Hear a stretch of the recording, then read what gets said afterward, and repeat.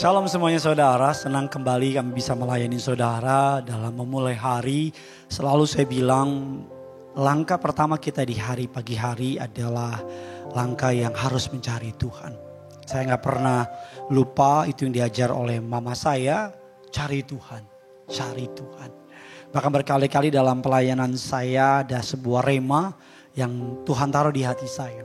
Mau hebat dalam hidup ini, hebat dulu cari Tuhan. So, apapun yang terjadi dalam hidup kita, ketika kita buka mata, yang pertama kita cari bukan HP kita, bukan perkara-perkara duniawi, tapi Tuhan. So, sama-sama kita akan merenungkan firman Allah di pagi hari ini. Dan genaplah firman Allah, barang siapa cari Tuhan dengan segenap hatinya, maka apapun yang dia cari sepanjang hidupnya, Tuhan perintahkan mencari hidupnya. Sama-sama kita berdoa, kami bersyukur. Waktu yang baru, kesempatan yang baru, bahkan berkat yang baru Tuhan berikan kepada kami. Kami mau dengar firman, berbicaralah melalui hamba-Mu, sebab kami siap untuk mendengarnya. Allah Roh Kudus, sederhanakan firman-Mu, buat umat-Mu mengerti, buat kami mengerti. Dalam nama Tuhan Yesus, sama-sama kita yang siap diberkati, kita katakan, amin. Kalau saudara pergi kemana-mana, saudara suka melihat tulisan jagalah kebersihan. Ini sebuah tulisan yang mungkin terkesan klise, tapi adalah sebuah ajakan untuk kita menjaga kebersihan tempat di mana kita berada. Di kalimat tersebut biasanya dilanjutkan dengan kalimat buanglah sampah pada tempatnya. Membuang sampah atau membersihkan kotoran di luar itu gampang. Tapi yang susah membersihkan hati kita. Karena kadang-kadang kita nggak tahu hati kita kotor. Kadang-kadang kita nggak tahu kitanya yang kotor. Makanya hari ini tema khotbahnya adalah menjaga kebersihan hati. Suatu hari ada suami istri muda tinggal di sebuah pemukiman pinggir kota. Pemukiman itu kedatangan tetangga baru, saudara. Dan ya namanya orang zaman sekarang cukup kepo sama tetangganya. Sambil sarapan pagi di dapur mereka ada kaca besar yang menghadap ke tetangga mereka. Dan istrinya mulai memperhatikan tetangga mereka mencuci sebuah spray.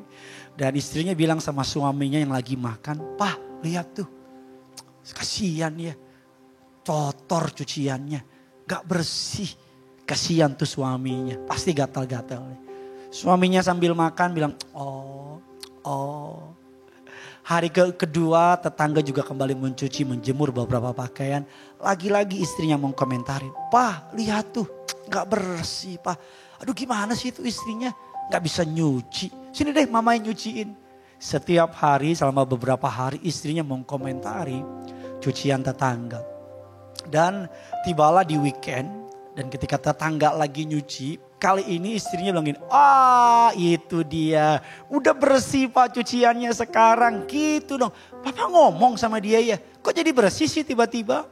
Dan langsung suaminya sambil beresin kopi makanan ditaruh di dapur. Saya cuma ngomongin, enggak. Papa gak ngomong apa-apa sama dia. Papa cuma tadi pagi baru bersihin jendela kita. Mungkin saudara bingung atau gimana. Intinya yang kotor itu ternyata bukan cucian tetangga. Yang kotor adalah jendela dia. Karena kalau hati kita kotor, yang bersih lewat juga kita kira kotor. Sama seperti kalau orang pakai kacamata hitam, dia bingung, kok gelap sih? Kok gelap sih? Bukan gelap, kacamata kamu yang gelap. Karena seringkali kalau hati kotor, maka perkataan kotor, pikiran kotor, otomatis perbuatan kotor. Nah, apa sih kebersihan hati? Matius 5:8 bilang demikian. Berbahagialah orang yang suci hatinya, karena mereka akan melihat Allah. Jadi kalau orang hatinya suci, dapat melihat Allah. Melihat di sini bukan melihat secara figuratif dengan belak-belakan, tapi melihat di sini artinya di tengah masalah dia dapat melihat ada Tuhan. Di tengah masa suka dia melihat ada Tuhan. Orang tuh kalau hatinya suci, orang tuh kalau hatinya bersih, lihat apa aja enak. Tapi orang kalau hatinya udah kotor, lihat apa aja gak enak. Kita kan suka bilang kan sama orang gini, susah, dia udah benci sama gua. Gue mau ngomong apa juga gak akan didengar sama dia. Kenapa? Karena udah benci. Mazmur 24, 3 dan 4 dan demikian. Siapakah yang boleh naik ke atas gunung Tuhan? Siapakah yang boleh berdiri di tempatnya yang kudus? Orang yang bersih tangannya, murni hatinya. Yang tidak menyerahkan dirinya kepada penipuan dan yang tidak bersumpah palsu. Menariknya, kebersihan hati di sini berhubungan dengan perbuatan. Keadaan hati akan nampak dari perbuatan orang tersebut. Saya selalu bilang, orang boleh ngomong apa aja, tapi saya lihat perbuatannya. Orang boleh ngoceh apa aja, karena selalu action speaks louder. Perbuatan berbicara lebih keras daripada perkataan. Ada orang tua bilang gini sama anaknya, nah rajin ke gereja, cari Tuhan, cari Tuhan. Sampai suatu hari papanya bilang, kenapa sih? Papa bilang kamu ke gereja kamu gak pernah mau ke gereja. Anaknya cuma ngomong gini, ya orang papa juga gak pernah ke gereja kok. Ngapain aku ke gereja? Akan menjadi lucu kita berteriak mengenai Tuhan, tapi orang tidak melihat Tuhan dalam omongan kita, dalam perbuatan kita. Jadi jaga kebersihan bukan hanya berlaku di luar. Yang paling penting hati yang bersih, hati yang murni. Karena Yeremia 17 ayat 9 bilang hati manusia itu licik. Dikatakan Markus 7, 20, 23, dari hatilah semua perbuatan jahat keluar. Ada orang cuma mengubah perkataannya, hatinya tetap jahat. Dia bisa ngomong yang manis beberapa saat. Tapi ketika tekanan datang, aslinya keluar. Ada orang ngomongnya baik, ngomongnya firman. Tapi ketika ditekan, mentega. Kalau ditekan yang keluar mentega. Orang kalau isinya Tuhan, yang keluar juga Tuhan. Hati yang bersih adalah hati ketika hati kita bebas dari dosa. Bebas dari niat jahat. Dengan begitu kita dapat memancarkan Tuhan. Bapak Ibu, seperti bulan itu memancarkan terang. Dia memantulkan. Bukan bulan yang bersinar. Tapi bulan itu memantulkan terang. Dari sumber terang yang dia terima. Sebagai pengikut Kristus, kiranya hati kita memantulkan terang kemuliaan Tuhan dalam kehidupan kita.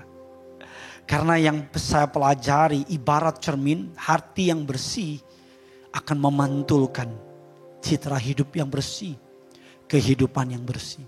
Hati yang kotor akan memantulkan kehidupan yang kotor.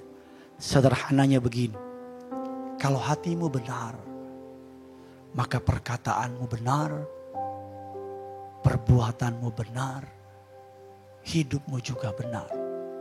Tulis di kolom komentar, hati yang terpenting. Beberapa waktu lalu teman saya, Frankie Kuncoro, menyanyikan sebuah lagu.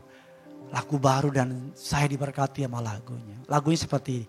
Hati yang hancur, kau berkenan. Hati yang taat yang kau cari, temukanlah hati yang berkenan. Temukan hidupku melebihi gemerlapnya dunia. Perkenananmu itu yang utama. Ku mau taat, ku mau bertobat, menyenangkanmu tujuan hidupku. Hati yang hancur kau berkenan, hati yang taat yang kau cari. Ku mau taat, ku mau bertobat. Karena ketika hati kita benar, saya pendeta yang percaya, kalau hati kita benar berkenan di hadapan Allah, bahkan kamu gak perlu doa lagi minta berkat. Bukan berarti gak perlu berdoa. Tapi dengan sendirinya berkat akan menghampiri saudara. Kadang-kadang yang kita cari salah. Kita cari bagaimana caranya supaya diberkati. Kita cari biar cepat naik, cepat berhasil. Padahal yang Tuhan mau adalah ikut Tuhan. Ikut Tuhan. Ikut Tuhan. Suatu hari saya dengar ada seorang orang tua yang hidupnya mengalami tekanan ekonomi. Dan saya dengar kesaksian ngomong gini. Ada orang nanya sama saya. Gimana nih hidupin anak saya? Gimana kasih makan anak saya? Dia ngomong gini. Alkitab gak pernah bilang saya perlu kasih makan sama anak-anak saya. Alkitab cuma bilang saya perlu ngajar anak saya. Ajar mereka tentang firman. Dari pagi, waktu mereka duduk, waktu mereka diam, waktu mereka makan, waktu mereka tidur. Ajarlah firman. Karena soal makan itu dari Tuhan. Saya gak perlu pusing gimana makan, kasih makan mereka. Karena anak itu punya Tuhan. Dari Tuhan dan milik Tuhan. Saya dengar perkataannya, saya renungin. Ya juga ya. Ya juga ya. Alkitab gak pernah bilang bagaimana kasih makan anak. Alkitab cuma bilang ajarlah anak-anakmu. Takut akan Tuhan. Ceritakan tentang Tuhan.